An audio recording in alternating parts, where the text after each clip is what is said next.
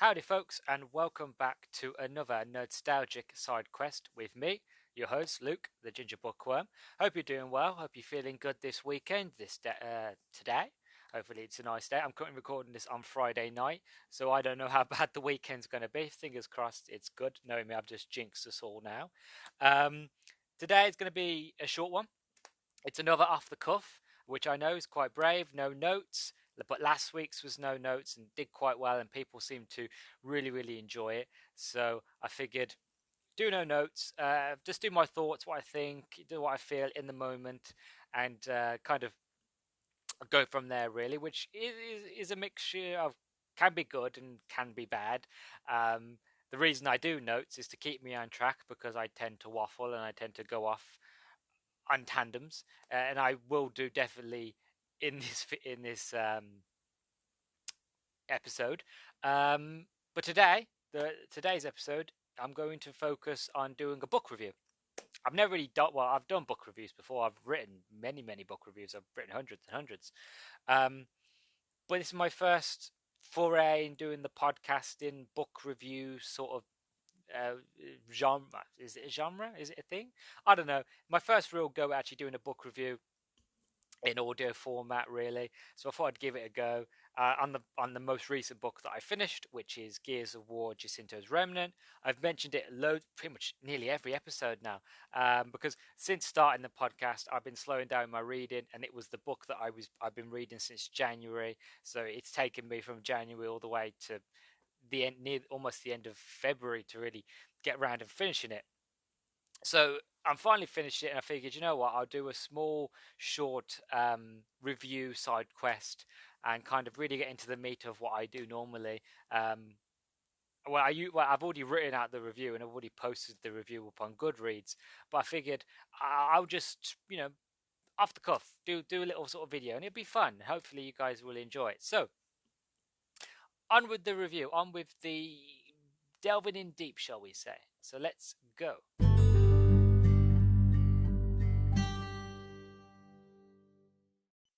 It's funny. I'm already starting to judge myself that I spoke too much in the introduction. And it wasn't even that long. It was like a minute, long. But I thought, oh God, I've spoken too much there. So this is why I need notes. So even I'm starting to overthink and panic. But I gotta chill out, slow down, relax. It's gonna be okay. It's gonna be fine. So onto the review. No more dead air. No more stopping, blah, blah, all that kind of stuff. Let's get into it. So, Jacinto's Remnant. What's it about? The simple premise of Jacinto's Remnant is that it takes place after the events of Gears of War 2. For those of you who have played Gears of War 2, you will know. If you haven't, the basic idea of Gears of War 2 is that you're in the last safe city in Serra, which is the name of the planet that they're on, and the city is Jacinto, and it is like the last stronghold, the last bastion of humanity against the Locust. And Delta Squad and all the other gears have now been sort of tasked to take the fight to the Horde, take the fight to the Locust. So you go out, you take the fight to the Locust, you find out as Delta's team have taken the fight to them that there's this giant worm that's sinking cities. So they go around, kill the worm, stop the worm. They find out that Jacinto's the next target on their list, and that all the sort of Locust forces are going to take out Jacinto.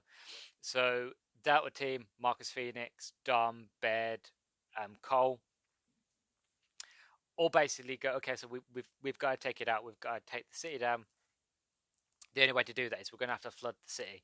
That's the only way we can stop the Locust. But what that means is that we're going to lose Jacinto. We're going to lose the last sort of city that we have left on this planet. So that's what they do. They sink it, they flood it, and the game ends. And that's where the game ends. And that's where, like, you would, a normal sort of, the average fan, should I say, not normal, the average fan would probably be like, okay, it's fine, and then wait a few more years, and then Gears of War 3 comes out, and that's the end of the story. The books, however, well, I say books. The first book took place, Astro Fields, took place before the events of Gears of War 1. This book, Jacinto's Remnant, takes pretty much almost directly, straight away after the closing credits of the second game. And it basically tells the story of the cog of the humans of Delta Squad, what they're stuck now. Now Jacinto's gone. What are they to do? Where are they to go? And I'm not going to spoil it, but the basic premise is that there's a few locust hordes still about trying to basically scavenge and get a bit of food and supplies. They attack humans every now and then, and they're stuck in this like small little naval port with a couple thousand stranded or people refugees, and they're just trying to make the best out of it, but they know that where they are, they can't stay. The weather's starting to change. It is now winter. People are freezing to death. People are dying. People are struggling. So, what is to do? What is to happen next? How are they going to survive? And it's basically a human story. That's the basic premise I can give you. That's the long and short of it. It's a human story. There is locust in it, but it's all about humanity. So that's the introduction. That is the premise of the story, really. It takes place after the second game, and the humans are now stuck, and we've got to figure out what to do, where to go, how we're going to survive, and what is the next big sort of plan for humanity now that we are in all safe respect homeless. We have this planet, we're alive, we defeated the horde. Now what? And it takes place from there, and it's just a fantastic story. I gave it 5 stars out of 5. I loved it. Fantastic story. Go into the meat and potatoes of it. Now I've given you the idea of what the story is about. How about the characters? Well, the characters are as follows, and as you would expect, it follows Delta Team. So you've got Marcus Phoenix, Dom Santiago, Coltrane, Baird, and you've got Bernie, and you've got Prescott and Hoffman and all these other characters that kind of you'll know from the games.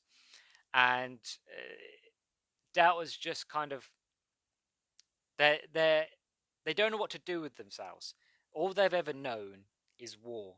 Marcus fought in the Pendulum Wars, which is the wars that started, which was an 80-year war between two different nations on Serra, which you've got the COG and you've got the UIR. I say I'm going into deep lore here, really. I don't need to. But just to kind of give you an idea, there was a thing called the Pendulum Wars, which is 2 countries were fighting over emulsion, which is basically oil, to give it in layman's terms. And after the COG defeated the UIR, there was about 3 weeks of about peace, and then the Locust attacked, and then since then it's been humanity versus Locust been fighting. And this book sort of deals with that. It has flashbacks to what's going on currently, to what happened during the war, and how the Locusts were winning, and how Prescott, Adam Phoenix, Marcus Phoenix's dad, and Hoffman basically decided like the only way we're going to win this war, the only way that we're going to survive, is if we use the Hammer of Dawn. The Hammer of Dawn are orbital satellites surrounding the planet, and they're like laser beams. The best way to explain it, like death rays. They come down and they just decimate everything. They scorch it. It's like scorched earth. It's like in Halo where you've got the Covenant and they glass a planet. Basically the same sort of premise, same sort of idea. If you haven't played Halo, I'm sure you'll probably be confused right now. Best thing, big satellite, big laser, loads of destruction. That's the basic sort of premise I can give you if you're not really a gamer and you're just listening. So that's sort of the idea, sort of the premise. The characters themselves, like I said, are quite fascinating. You get a deeper idea of Dom. The beginning of the story really focuses on Dom's struggles, because in Gears of War 2, kind of spoilers, but the game's been out since 2009, so if you're not going to play it now, you probably won't. Well, it is a spoiler, but like it's been enough times, and I've got to say it because otherwise I can't do the review. So I'm sorry if I'm going to spoil it for anybody who hasn't experienced it and wants to experience it. But Dom, through the first game and the second game, he's hunting for his wife called Maria, and he finally finds her after years and years and years through the beginning of the Locust War to find Maria. He finally finds her. The issue is that when he finds her, she's a husk. She is a lifeless sack. Her soul is gone. The idea that if you torture and put somebody through so much trauma that eventually their soul will die, their body would still be living, but them themselves will no longer be them. and that's basically what the locusts do to humans. That they take those of the humans that they don't eat, that they take and they torture. And Maria was one of those unfortunate souls who, when Dom finally finds her in Gears of War 2, she is just a husk. There's nothing left of her. She is just uh, a piece of meat, really. There's nothing much to her. And Dom, he has to make the huge sacrifice, and he kills her. He hugs her tight, and he puts a gun to her head and pulls the trigger. In all fairness, everybody in the story agrees, and a majority of fans, and me myself included, I agree that it was the best decision that for Dom was to sort of kill Maria, because she was no longer Maria. She died a long time ago. What was in front of Dom wasn't living anymore, and I think, and that's what this story sort of tells. It tells the story afterwards of how, now that Dom can, now the war's over, everything else comes flooding in. He's no longer focused on killing locusts. He's all these worries of now, like, I've lost my kids, I've lost my parents, I've lost my wife's parents, I've now lost my wife, I've also killed my wife. And everybody knows Dom. Dom is like the happy-go-lucky, bright side. Everybody loves him. He's a friend to everybody in the stranded, the refugees, as well as the cog. There's nothing that anybody wouldn't do for Dom, and it's just him sort of dealing with it. The idea of, like, I killed my wife. I spent all this time trying to save her, and I failed. And it's a very beautiful and heart wrenching part of the story, and it hits home. It really, really does. For the beginning of the story, you're really sitting there going, bloody hell, could I do that in his situation? And this is why I say that this book is a very human story. Like, there is war, and there is a few bits of conflict, and there is a bit of killing, but overall it's just, after there's a war, what do you do after your greatest enemy is killed? And majority of people would sit there and go, well, now that humanity has survived this war, now that we've survived our battles, we could, for example, use World War One, World War Two for examples, and other wars throughout history. We could sit here and go, oh, logically, we've killed enough, so we want to help each other, and that's what we would expect. But if you look through history, and if you and in this book, you'll see that as soon as we have stopped fighting our greatest foe, how quick we go back to fighting each other, either for survival or disagreements or he said, she said. It doesn't matter what it is. Eventually, we'll always be fighting each other. It's just a circle of, like, yeah, we've won the war and we survived, but that person over there's got more food than me. I don't like that. That's not fair. And I get it. It's all fight for survival, but it's one of them things. And again, I can only speculate. I've never been through it myself, and I don't know anybody who has, and it hasn't happened in my lifetime, thankfully. But I can imagine during World War One, World War Two, and for example, and going through years and years of strife, years and years of death and destruction, that if when it's over, you have to go back home, and you find that your home is no longer there, or what's left of it is ruins, and there's only a few people, and there's not a lot of supplies. I could imagine they would be fighting. That it would be hard to keep control, because you'd like to sit and think, well, actually, no, I wouldn't do that. But you don't know till you're in that situation what kind of person you are. War changes people. War changes as civilization. You know, we improve our weapons and we improve our technology, but at the end of it, who are we? What have we become? Are we Are we the same people? Are we the same species we once were after we've killed each other or we've survived a huge catastrophe? You know, and that's the kind of questions this book asks, as well as coming back to the whole with Dom's situation. It asks that sort of that idea of, if you was in that situation where you had a loved one and you found them, and you found that they'd been tortured and that they are no longer themselves, they're way beyond rescuing, that they are a husk, that they are just a shell of what they once were. Would the right thing to be to put them down? I don't mean that in the humane way. I mean, like, as kind as possible. But like the idea of putting them down, killing them, you know, is that the best option, sort of thing? Is that sort of the the best solution, if that makes sense. And I feel like if in that situation, if that's what it came to, that if I had to do it, I think I could. But again, it's one of these things, and this is what I love about this book, is that it asks those questions. It makes you sit and think of like, well, would I? Could I? Did Dom do the right thing? And after a lot of thinking about it, I think Dom did do the right thing, and a lot of the characters agree that for what Dom went through was horrific, but at the end of the day, it was the best decision. And so the story goes on with that, and that is kind of going on in the background, as well as you've got the rest of Delta trying to have to deal with the fact of, well, what do we do now? We have gone from being soldiers to now being a police force, but and the army's built for war. We're not built for policing. So whenever we see conflict, whenever we see issues, we jump straight for a gun. We jump straight for, oh, two stranded fighting. Well, instead of breaking it up and telling them, whoa, chill out, stop fighting. It's more just the fact of getting there rough and tumble, and they carry on the fight. And then you get Marcus, who comes in, and he's kind of the voice of reason. He comes in and he does the whole policing. He breaks it up and he goes, "Hey, stop it!" And because of who Marcus is, and because of his reputation and his voice and the power that he possesses, a lot of people just kind of stop and look at him of like, "Okay, yeah, no problem. I'm sorry." But that's just one man. Marcus is one man among thousands of stranded loads of refugees. So he can only do so much. And so it's a very sort of fascinating story. It's a very interesting story. And as the story progresses, you find out that there are other places that they can go to. There's other places that life could exist. Small islands that probably weren't directly hit by the hammer strikes, and they go out looking for them. And that's where Delta goes off and looking for them.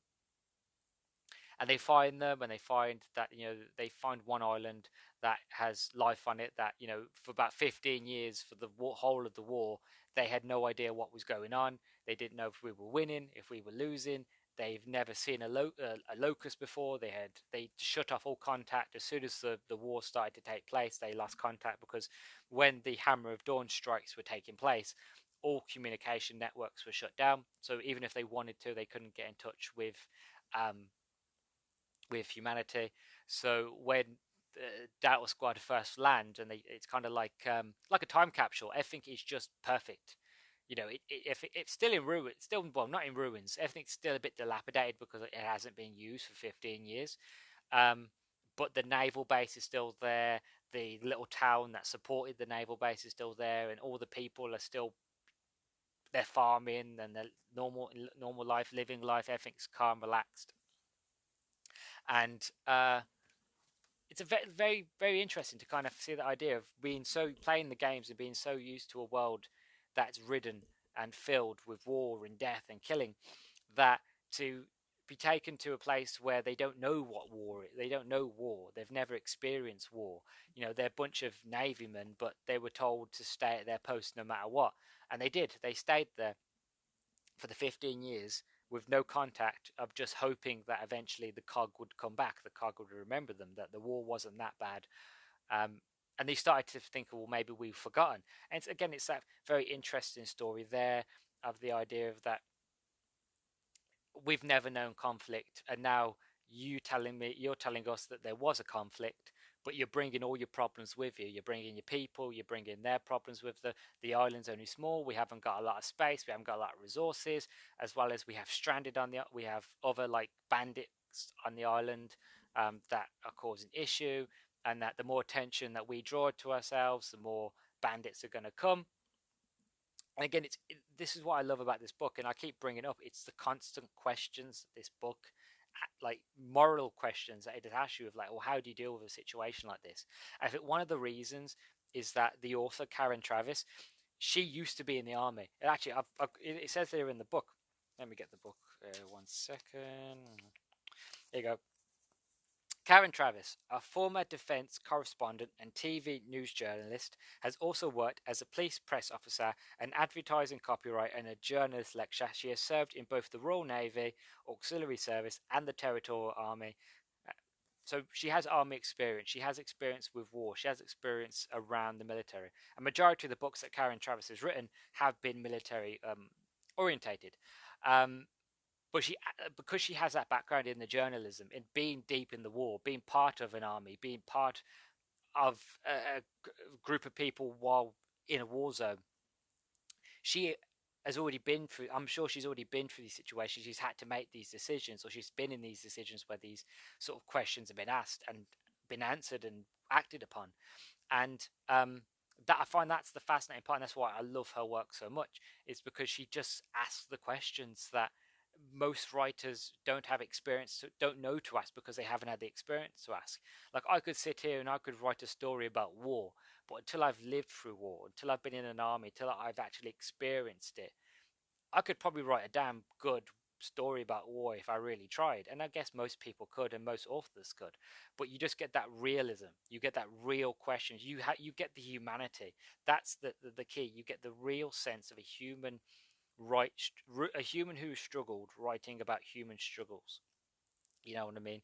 Now, I don't know Karen Travis if she's actually struggled or if she's actually been in war, but just being a military um, journalist as well as been in the army, I'm guessing she's been around and she's seen wars, and um, so that only kind of gives a bit more sort of credibility to what she's trying to portray here, and why I think best she probably was a good idea and good fit for Gears of War. I've read a few more books by Karen Travis. I've read the Mass Effect books. She wrote those, which were fantastic. Apart from the last Mass Effect book, she didn't write that, and it was terrible, which is why she should have stayed. Um, but yeah, so that this is what the story is. It's a very human story. It's a very story about struggle, about strife, about humanity's bid for survival. Now the locust is gone. What are we to do next? Well, we're going to fight each other. So they do. They fight bandits. They fight to keep each other from tearing each other apart. They fight for food. They fight for survival. They fight for ammo. They fight for land. They fight for a home. You know, so it's the idea of the fighting might have ended, but the fighting still persists because the world is still broken.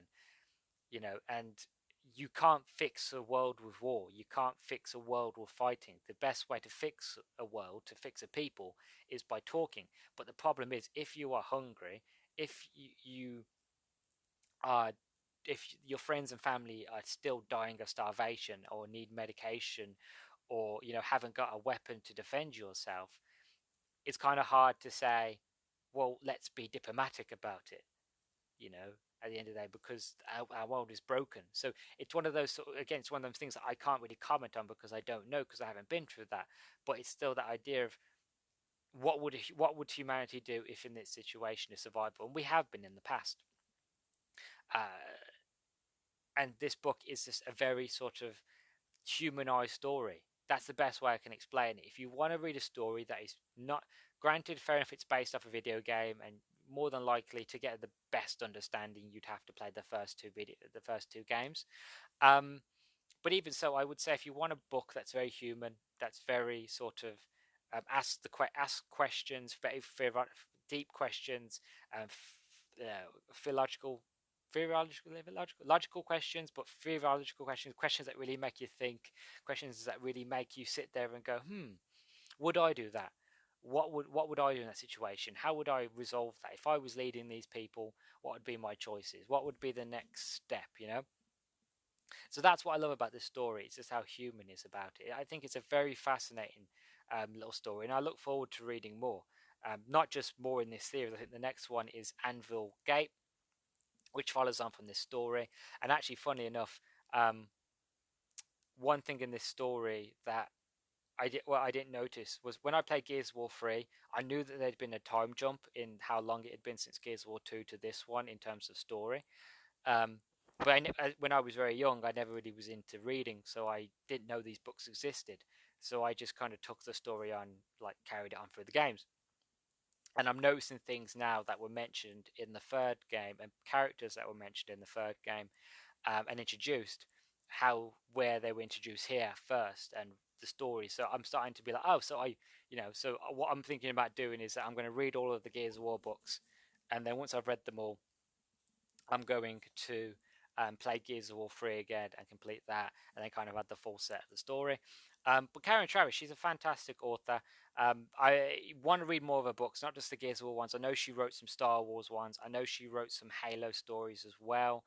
Um, so I highly recommend her. From the books I've read, the two Gears of War books, as well as the Mass Effect books I've read of hers, she's a fantastic author. I feel like she doesn't get enough love. She gets the love she deserves from the gaming community, but as for the normal everyday going book community, she doesn't get the love and attention she deserves. And I think Karen Travis really deserves more love and more um, appreciation for her work from everybody from all walks of life in the gaming and book reading space. Um, because uh, video game novels are incredibly deep with lore and character, and I feel like if you love a game enough to have that sort of extra medium where you like the game, you did everything, you want a bit more. Here's a book. It happens before it takes place before or after said events of said game, but it's more lore. It gives you a chance to delve deeper into the world. And I feel like with Gears of War, it's not really a story where you would expect um, deep characters. Like, there is deep story. There's enough. The story's that deep that generally it makes me cry every time I play Gears of War 3. I know I won't say why, but if you play Gears of War 3, you can probably know why. But that was before reading the books. So with reading these books and playing Gears of War 3 again, and doing that one scene again in the last game, it's really going to hurt even more, I feel like, and I'm going to cry even more. Um, but just to get more of a human feel out of this book, to get more depth into the characters, to get a better understanding and the thinking behind the characters, and why certain choices were made, and why they did what they did, and why they decided to do what they are to do, which sets up sort of Gears of War 3, is incredibly fascinating to me. So yeah, that's about it really. That's it for the review. Gears of War, Jacinto's Remnant. Would I recommend it? Definitely. If I had to give it a score out of 5, I'd give it 5 stars. Karen Travis, check more of her books out. Obviously, if you're going to read the books, I would recommend reading Astro Fields first. That's the first book. Then play Gears of War 1. Then play Gears of War 2. Then read Jacinto's Remnant. And then Anvil Gate. And then I think after Anvil Gate, I think it's the Coalition. And then it's the Slab. And then play Gears of War 3. So I've still got a bit of a way in terms of books to go before I can play Gears of War 3. But the hope is that I can get through them hopefully this year or next year, and then get around to playing Gears of War 3 and just have that lovely sort of end moment, the proper ending that I should have got if I knew the books existed and I was into reading. So that's the end of this segment for the book review. On to the end, really. This has been a very short one.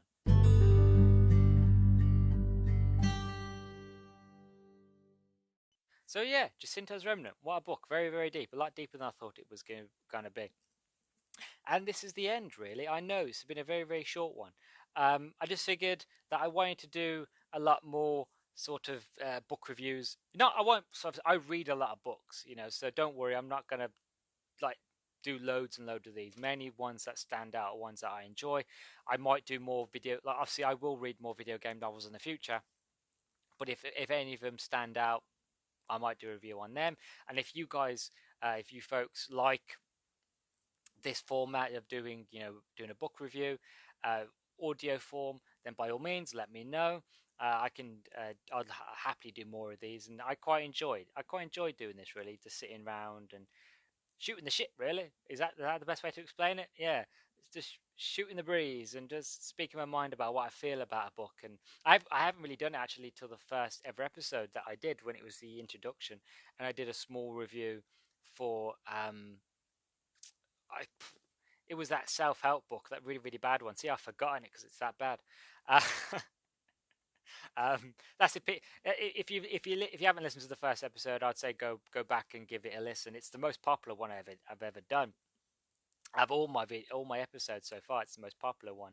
But in that, I do like a small review for a self-help book, and I explain as to why it's crap, and to how a self-help book should be done, and how it doesn't do what it should do. In the book, so it's terrible. But if you like this format, if you want me to do more book reviews, then please do let me know. If there's any books that you'd like me to read, again, let me know on Twitter. If you are not following me on Twitter, just type in the Ginger Bookworm, and it's the same picture as I use on here, so you'll recognize me there. And um, oh yeah, don't forget to sort of like and give this a rating on Spotify and all that. Don't forget to subscribe so you get notified whenever I do a post. And yeah, so that's about it really. Next week's going to be a fun one. I've got some really planned, some really get my words out. I've got really lovely, really beautiful planned for next week. I hope I don't I think people will enjoy it, but I think it's going to be one of those that is very different from what I've done here before, and I think that people will enjoy it, and there'll be people who've never heard about what I'm going to talk about. So I hope I'll get some sort of new people in and sort of change people's minds, and hopefully change some people's feelings about a certain type of thing. Again, no spoilers. I want to keep it as much as a surprise as possible, but I'm really excited, and it gives me an excuse to go back and to do something that I haven't done so far this year. So it should be really cool. And that's all the hints you're getting. You're not going to get any more out of me. And yeah, so that's about it really. Follow me on Twitter, the Ginger Bookworm, and remember to like and rate and all that jazz here on Spotify. And if you're listening on Anchor app, thank you. I don't know if you can rate on there. I think you can follow on the Anchor app though, so make sure to follow on there, or to follow on Spotify if you listen on Spotify. And yeah, don't forget to share and all that jazz really. You know how it works. You don't need me to tell you. So as always, stay sexy, stay active. I love you all. Peace, and thank you for listening to today's episode of SideQuest with me, your host, Luke the Ginger Bookworm.